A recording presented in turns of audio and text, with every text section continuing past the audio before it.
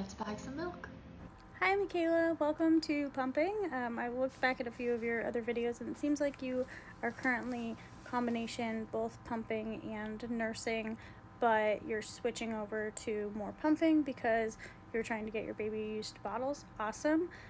You said that you're not an oversupplier, but I did want to say that if you're pumping anything that your baby's not then eating right away, you are in fact an oversupplier, which is totally great. That's a good place to be. But if it's not something you want, if you find, oh my god, I'm getting overwhelmed, I've got way more milk than I need and I don't want to be storing it all, then you may want to consider pumping a little bit less. But it seems like you are doing great the way that you're doing it, so keep that up. You're clearly pumping enough. If you had 24 ounces left over at the end of the day, that's crazy. So like that's a 24 ounce oversupply if you're not giving that to your baby right away. So that's a huge oversupply. So if you want to maintain that, continue nursing and pumping the way that you have.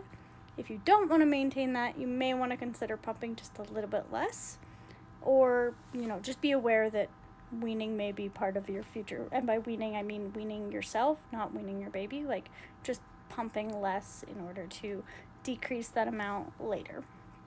So you asked about tips. Pitcher method is awesome, but since you do have an oversupply, I do want to mention if there's any possibility that you might in the future want to donate your milk, you may want to consider not doing the pitcher method for what you bag. So personally, I don't do the pitcher method for what I bag. I bag first thing in the day with my big pumps, because your first pumps of the day are typically going to be larger.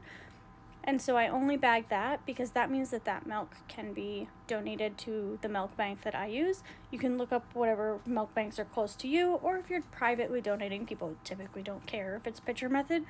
But if there's a chance you may want to donate to a milk bank at any point in the future, and sometimes that choice is unexpected. Like my baby has CMPA, MSPI, so she can't have milk or soy, and I didn't know that early on, so I ended up donating some milk to some friends unexpectedly because that developed later.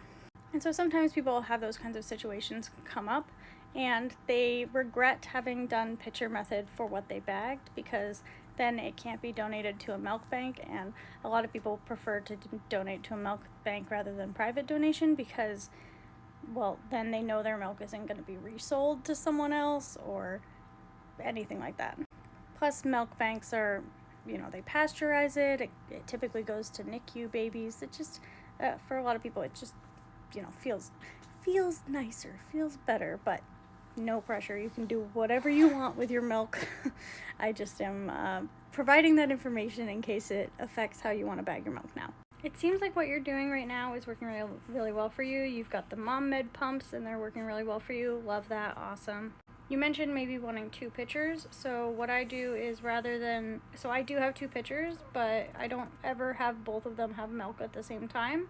What I do is at the beginning of each day, any milk that I still have in yesterday's pitcher, I pour into bottles to prep bottles for the day, and then yesterday's pitcher gets put into my dishwasher to wash. That way I don't have to worry about, how many days has it been or anything like that. Every single day I have a fresh pitcher, so I always know, and it just makes it a lot easier for me. And that does allow the sometimes when things are a bit crazy, I can leave it for one more day and not stress. But really, I typically don't need to do that because I can just fill up a couple bottles and it really doesn't make much difference. The pumping side of things seems to be going really well for you, so awesome. Love that. So happy for you. If you have any other specific storage questions, let me know. I can tell you a bit more about what I do. One thing that I will say is a lot of people, since you're currently have an oversupply and you likely will have some freezer breaking that you'll be doing, I like to use diaper bags, like the plastic bags that diaper sleeves come in. I like to use those to bag my milk rather than all the Ziploc bags, because I don't like buying Ziploc bags. I just use those and tape them up with packing tape. So save a little plastic, save the earth. Anyway, these are my couple of tips that I have for you, and I hope you have a wonderful day.